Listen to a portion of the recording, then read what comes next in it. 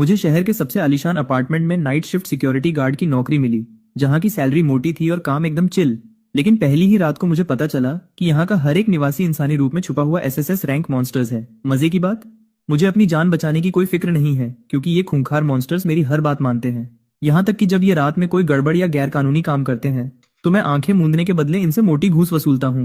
अब इन दुनिया के सबसे खतरनाक जीवों को संभालना और अपनी जेबें भरना ही मेरी असली ड्यूटी है। रात के अंधेरे में एक बड़ी आलीशान बिल्डिंग के ऊपर अचानक से काले बादलों का साया मंडराने लगता है, जिसमें अनगिनत लाल आंखें चमक रही हैं। वहां का माहौल पूरी तरह बदल जाता है। तभी उस गेट के सामने एक बेहद खूंखार और विशालकाय सांड जैसा मॉन्स्टर आकर खड़ा हो जाता है। उसके हाथ में एक बड़ी सी चमकती हुई लाल तलवार है, जिससे आग की लपटें निकल रही हैं। वहां मौजूद एक लड़की उस भयानक मॉन्स्टर को देखकर पूरी तरह डर जाती है और उसकी आंखें खौफ से फटी की फटी रह जाती हैं। वह मॉन्स्टर अपनी लाल आंखें चमकाते हुए गुस्से में जोर से दहाड़ता है। लड़की डर के मारे कांपते हुए पीछे हटती है और चिल्लाती है कि ये सब अलौकिक है, कुछ और नहीं बल्कि भूतिया चीजें हैं। दहशत के मारे वो लड़की सड़क पर ही गिर जाती है। उसके एक हाथ में लाल रंग का पर्स है और वो बेबस होकर जमीन पर बैठ जाती है। तभी उस मॉन्स्टर के पीछे लाल चांद की रोशनी में उसकी पूरी मॉन्स्टर आर्मी हथियारों के साथ खड़ी हो जाती है और पूरा आसमान खून की तरह लाल हो चुका है। तभी वहां एंट्री होती है एक सिक्योरिटी गार्ड की, जिसका नाम याओ युआन है। वो अपनी पुलिस जैसी ब्लू यूनिफॉर्म और कैप पहने एकदम शांत खड़ा है। वो गार्ड अकेले ही उस विशालकाय मॉन्स्टर और उसकी पूरी सेना के सामने निडर होकर खड़ा हो जाता है। मॉन्स्टर अपनी जलती हुई तलवार लेकर उसके ठीक सामने आता है और गुस्से में सीधे उस गार्ड के चेहरे के पास आकर गुर्राता है। लेकिन वो गार्ड बिना डरे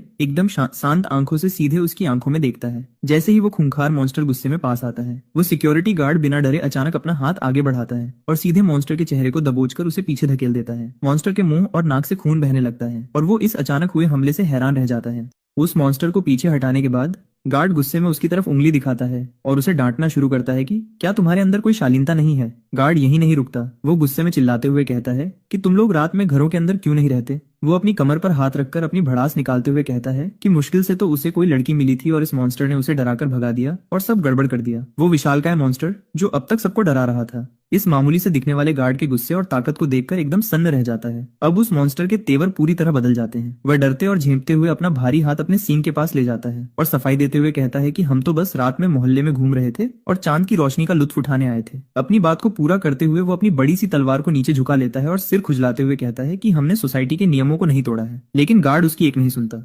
वो एक नोटपैड और पेन निकाल लेता है और मॉन्स्टर की तरफ देखते हुए कड़क आवाज में कहता है कि तुम्हारी हिम्मत कैसे हुई मुझसे बहस करने की।